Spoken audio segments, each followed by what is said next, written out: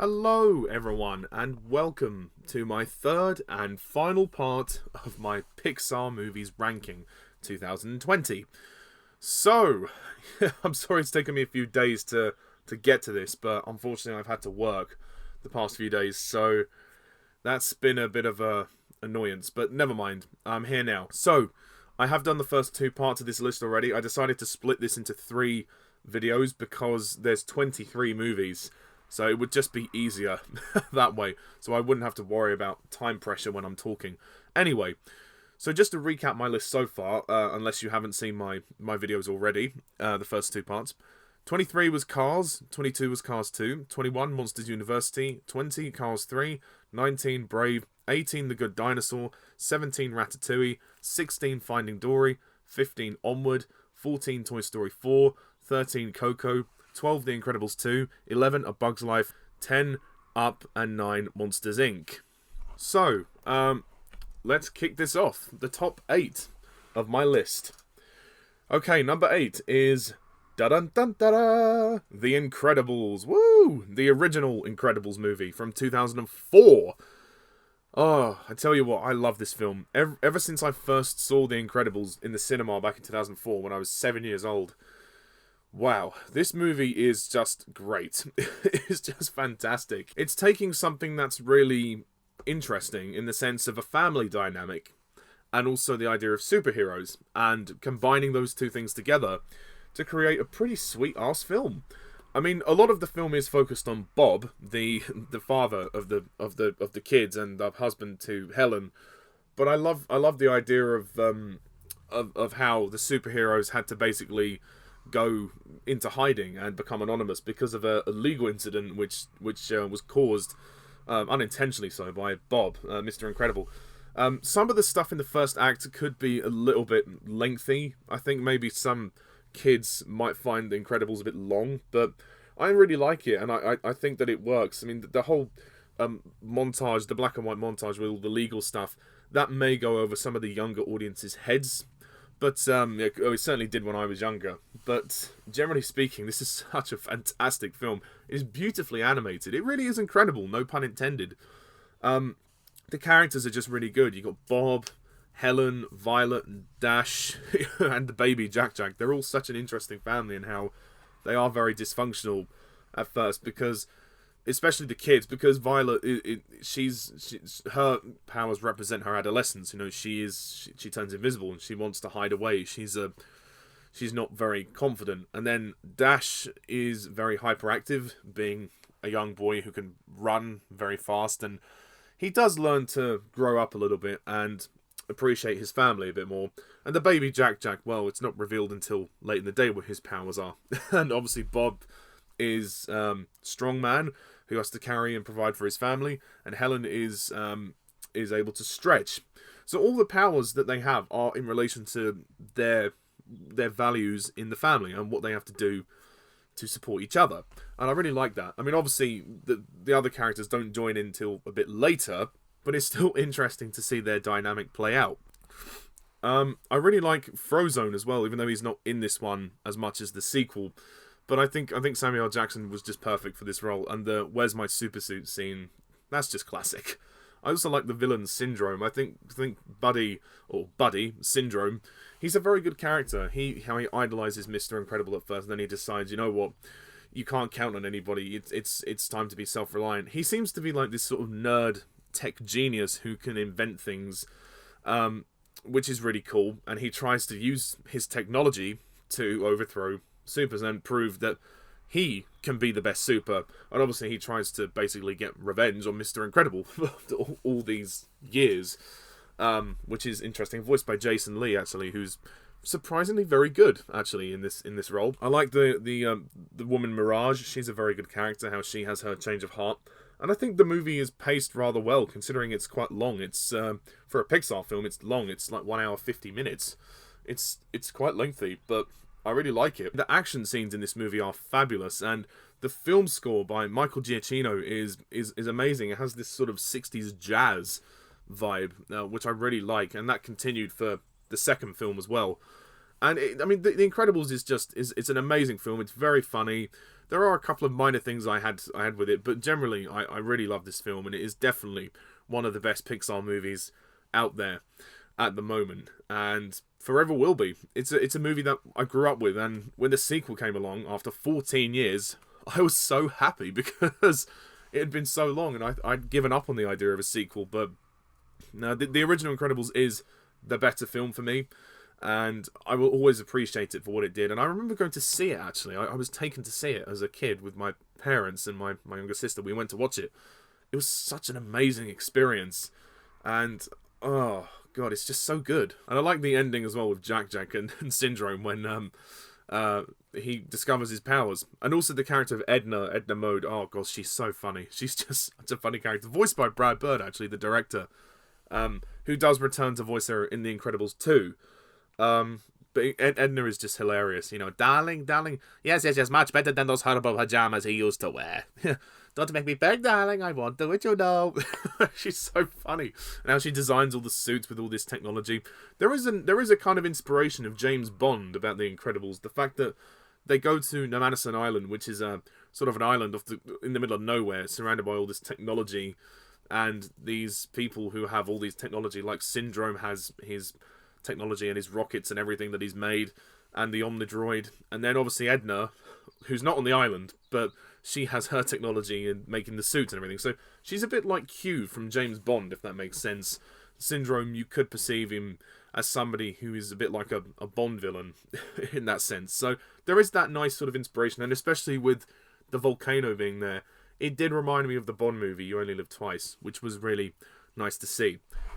But yeah, that's The Incredibles. It isn't my favourite Pixar film, but it's a great one. Number 7. Number 7 is the movie that started it all, Toy Story. Yes, the original Toy Story movie. Yeah, this is a fantastic film. It really is. The animation could be a little bit dated now, but you know what? You have to look back on it and appreciate it with a lot of admiration. I mean, look at the difference in animation quality from the first movie to the fourth movie. There's quite a lot of difference. But for me, this first movie, well, it isn't my favourite Toy Story movie, obviously. I really do love it because it's charming, it's technically brilliant, but it also tells a very good story. How, you know, the idea that Woody is quite a selfish character, and he learns to appreciate other people and not be so arrogant and not hog Andy all to himself. And Buzz goes on his arc of realizing that he is actually a toy. And that's a really powerful story arc when Buzz, he basically falls into depression, which is a really mature thing to tackle. Especially with the scene when he tries to fly out the window with that beautiful song by Randy Newman. And that really breaks your heart to see him suffer like that. And he kind of has a bit of a nervous breakdown, which is a really, really sad thing to see. It just goes to show that Pixar, they actually do treat their audience with a lot of intelligence. And they do think that kids can handle these mature things, and they try to teach kids a lesson. And the dynamic between Buzz and Woody is really good, and how, like I say, both the characters change, and they do become friends. And I will say, the reason why the first Toy Story is not my favourite is because when we get to Sid's house, some of the scenes are very dark and disturbing, a little bit scary for younger kids. I mean, I'm over it now, obviously. I'm a 23-year-old man, you know, I can cope with it. But when I was younger, this movie terrified me. It really did. I mean, it's very well done. It's very well done, but it's creepy. It is creepy as fuck. That's what I'll say. And I love the songs by Randy Newman. The soundtrack is really good. I mean, obviously the "You Got a Friend in Me," you know, all of that is really good. And the other toys as well, like Rex, Ham, Slinky, Potato Head, Bo Peep. They're all great. They're all great characters. And the humour in this movie is just on point. The comedy is so good. The comic timing in the Toy Story movies is fantastic. Actually, in all four of them, I would have to say, it is really, really fantastic. And you've got such a great cast as well. Like Tom Hanks as Woody, you know, timeless. And Tim Allen is just fantastic as Buzz. All of them are superb. And it isn't a long movie. And the climax of the film, when they're trying to get to the moving van, that's thrilling as well. This is the movie that put Pixar on the map.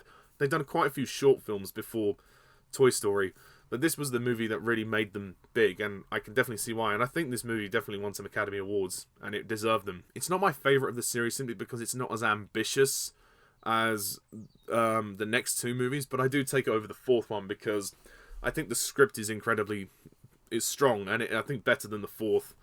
And it really was a great beginning to the franchise, and the comic timing I think was just a bit better, but that's not a detriment to the fourth movie. So, yeah. That's my thoughts on the original Toy Story movie. It is definitely a classic, and it is... I mean, considering it was the first feature-length animated CGI movie, that's impressive. Very impressive. But, like I said, it's not my favourite Pixar movie, and going at number 6 would have to be WALL-E. Oh, yes, WALL-E. WALL-E is an amazing Pixar movie. I love this film. I didn't really get it the first time I saw it because I was very young and I didn't quite understand the message of the story. But I think the story is incredibly educational in that regard, in the fact that it's telling us to take care of our world and our environment, and the fact that it's humanity has had to leave Earth because Earth is so desolate. But I like the message that there is still hope for Earth to get better, and that really transcends. It's almost kind of shocking to see how humanity has become overweight and how people are just living through technology and they're not even walking anymore. They're just on these hover things. And, I mean, it's amusing, obviously, to watch. But, when you think about it, this could happen to us. It could happen to us if we're not careful enough. But other than that, there's also a really nice love story. And I love the fact that this movie is a love story between Wally, the little robot, and then Eve, who's the robot on the Axiom ship. I mean, they could have maybe had Wally and Eve said some dialogue. That would have been nice, because they do just make noises. But you still buy the love story. You still buy the relationship, and especially the scene with the fire extinguisher, which everybody talks about. Everybody loves that scene.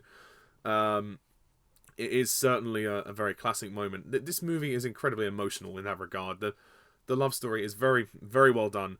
I mean, heck, it's better than Twilight. Well, anything's better than that. And way better writing than Attack of the Clones. I'll say that. But like I said, the movie has such a strong environmental message. It's funny in places when it wants to be. The first act could be a little slow, maybe. But once we get onto the Axiom, a lot more starts to happen and things start to keep going. And the music score is also very good. There's just so many tender, sweet moments. And I like the fact that we see Wally. He's quite a lonely character. He hasn't really had any tenderness in his life. He hasn't had any sort of tender, sweet, lovely moments until he meets Eve. He's watching that the video clip of the two people in love, and he's putting his hands together. It's like, oh, he wants that for himself. It's so sad that he can't have that. However, when he does meet Eve, or Eva, as he calls her, his life totally changes, and they fall in love. It's just beautiful. It really is. But like I said, the story is very good, and they've really thought about this, and it has a great message about the environment, which I really love. I mean, the lack of a villain, it doesn't bother me too much, because I still think the story is really engaging, but I guess the autopilot is really the villain of the story, but then he's not really featured that much. But I like the scene when the captain finally stands up to him and manages to take control of the ship again, which is awesome. It's a thrilling movie. It isn't my favourite Pixar movie because I just think there are 5 others that really do stand out to me. But this movie, I feel so bad for not appreciating it sooner, because when I first saw it, I didn't get the message of it. I didn't get it. I was like, and I feel really awful for saying that. And this is my good friend Alan Kalo's favourite Pixar movie, and I can totally understand why. It's a great choice. It's an absolutely great choice.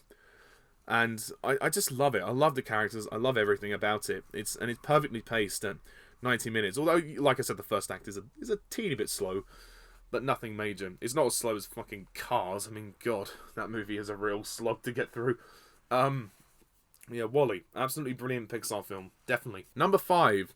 Now, maybe it's unfair to put this one so high, as I've only seen it once, and it's only recently just come out on Disney+.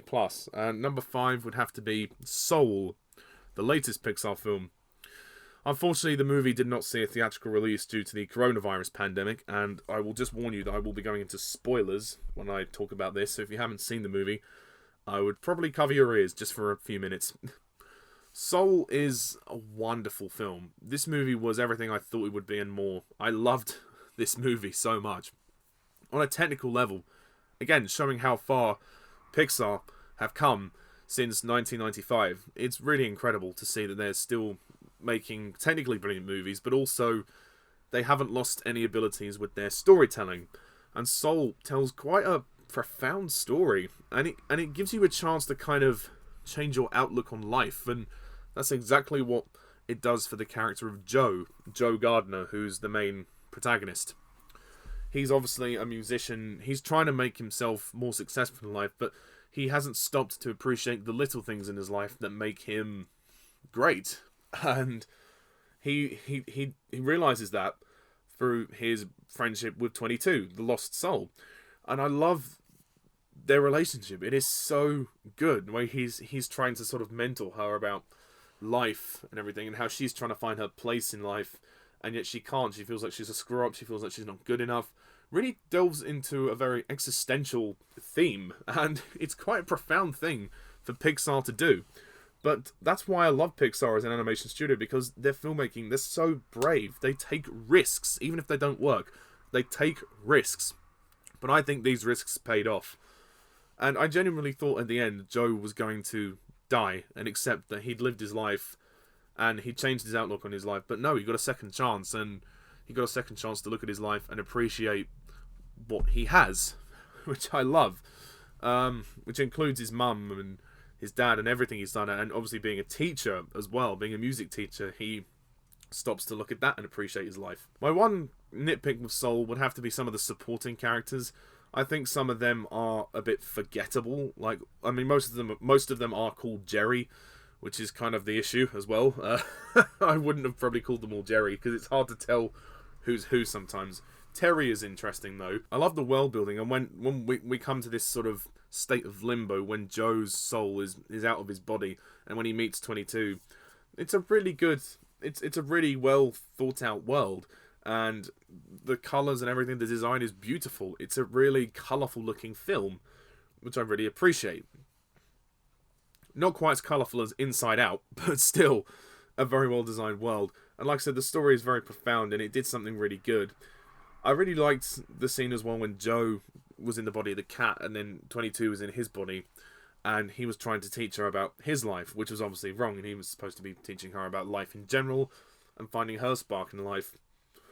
But again, the friendship is beautiful, and the emotional moments really do hit. I mean, it's Pete Docter at his finest. I mean, he is a guy that takes a lot of risks, and I think that his risks have definitely paid off this time. I would encourage anyone who has Disney Plus to watch this movie. It is a really good film.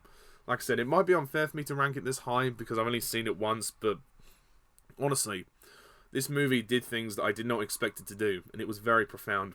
Watch my review for more detailed thoughts. Let's press on before this becomes very long.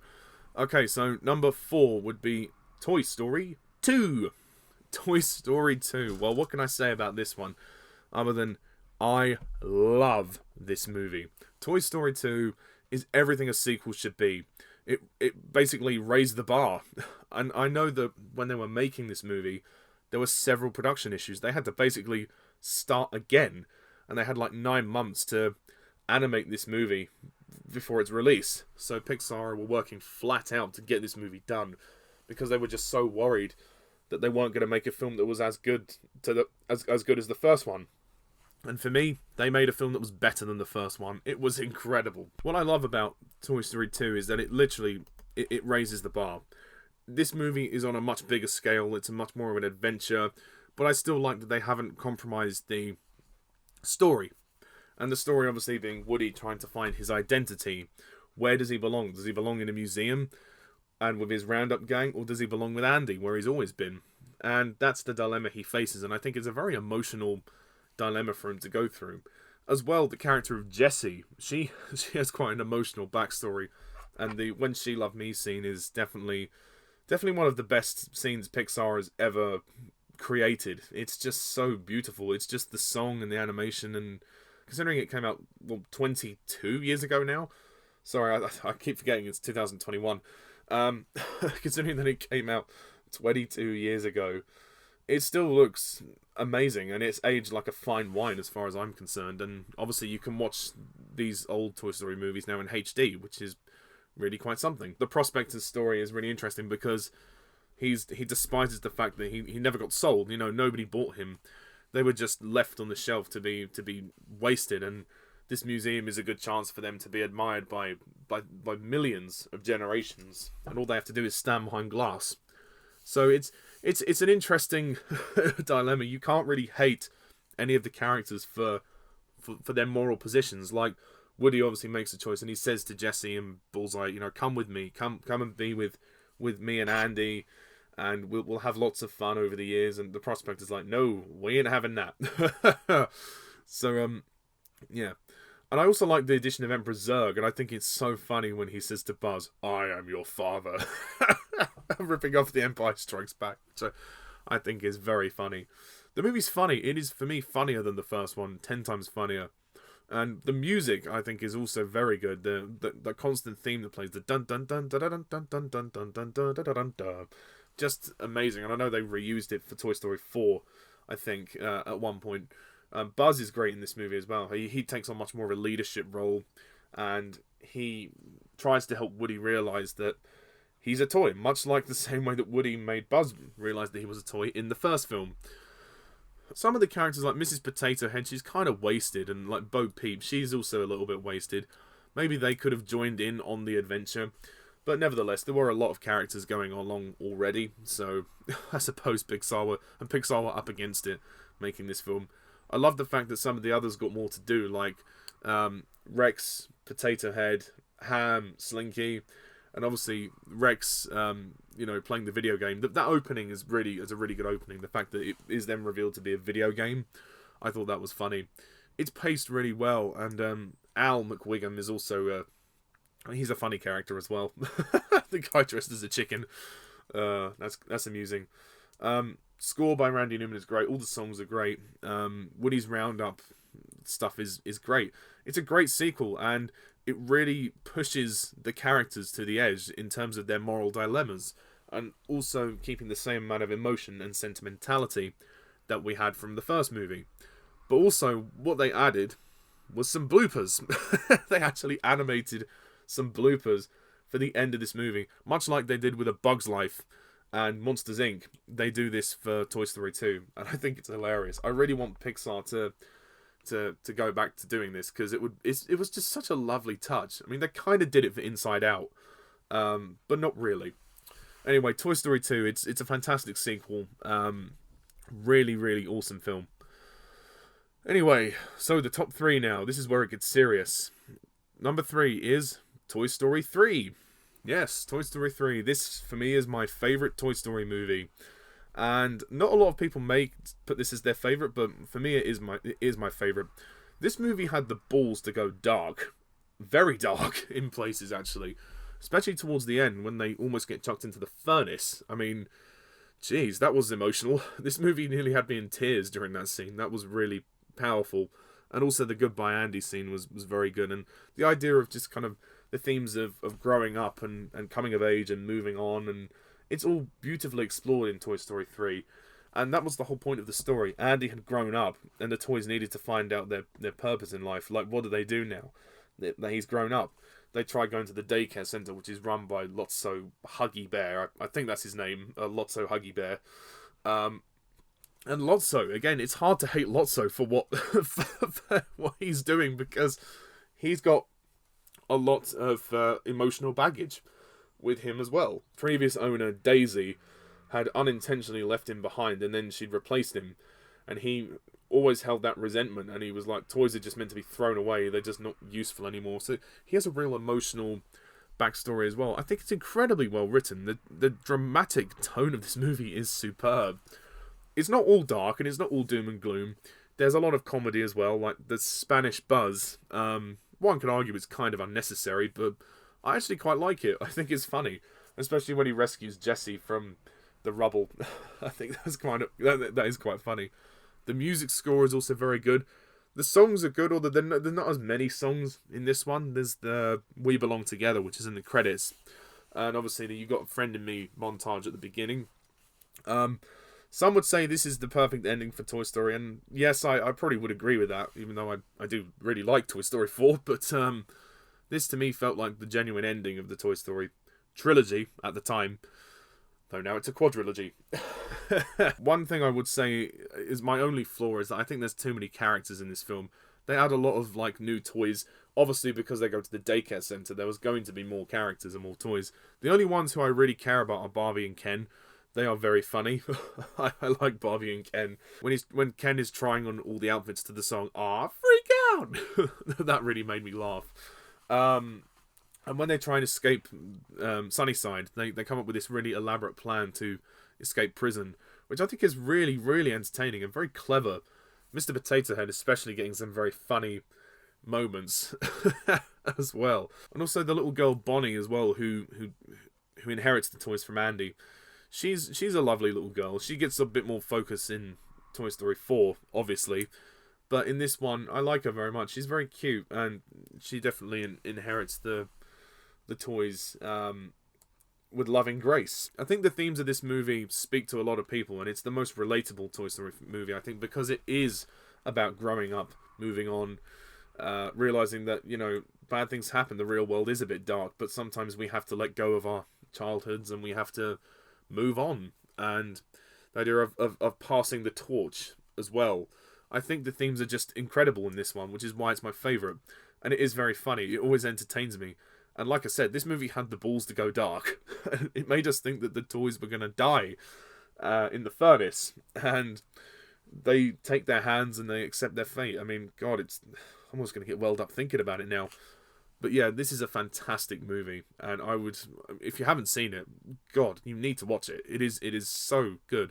I have a friend, one of my best friends, he refuses to watch Toy Story 3 because he knows what happens in it. But he's worried about the emotion of it. So maybe one day I'll get him to watch it. Anyway, moving on to the top two. Number 2 is Finding Nemo. Yeah, I love Finding Nemo. Finding Nemo, another movie that's not afraid to go dark. It's a really emotional film. This is probably one of the most emotional Pixar films I've ever seen. The father-son relationship is done so well, despite the fact that Nemo and Marlin are separated for most of the movie, which is ironic.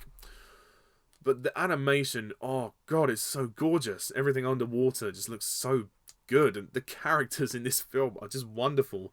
Marlin is a great... I guess it's his story. He's really the protagonist of the story. How he has to become a better dad and become less overprotective. Obviously because of the tragic incident in the beginning of the film. The opening to Finding Nemo is definitely one of the most heartbreaking openings to any Pixar film. It is very sad. Yeah, there's not much else to say about that. Nemo is just very cute. He's very sweet. He has got a little bit of a gimpy fin and he can't swim that well. Marlin's just trying to keep him at home because he's just so worried about losing him.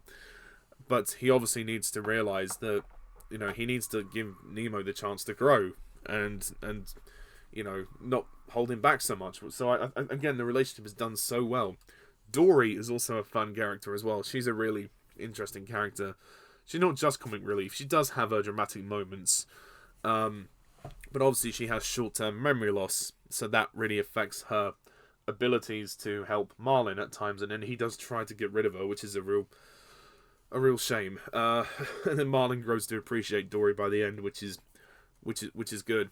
It's just a very entertaining film to watch as well. It's a great adventure movie. There's a lot of perils that they come across. They come across these sharks, an anglerfish, jellyfish, the East Australian current. There's so many things in this movie that they have to go across. It is just exhilarating.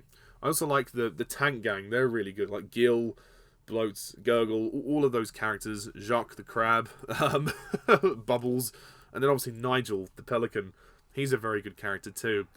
And Darla, she's quite a funny villain. Well, I guess she's, kind of a villain. Yeah. But this movie just... It gets me every time, It really does. And it's so sweet, the relationship. It really is. And how by the end Nemo and Marlin, they do grow a lot closer, and they do appreciate one another a bit more by the end. And Marlin does apologise and everything. I also like the turtles, like Crush. Solid hell thing, dude. First you were like, whoa. Then you were like, whoa. Then you were like, whoa. Like, I think Crush is quite funny. It's a very well-directed film, and like I said, the animation, everything underwater just looks so good. And the music score is also very good. Like I said, it's just so much fun as well. Like, I think anybody can get something out of Finding Nemo. I've always loved Finding Nemo. It will forever be a classic.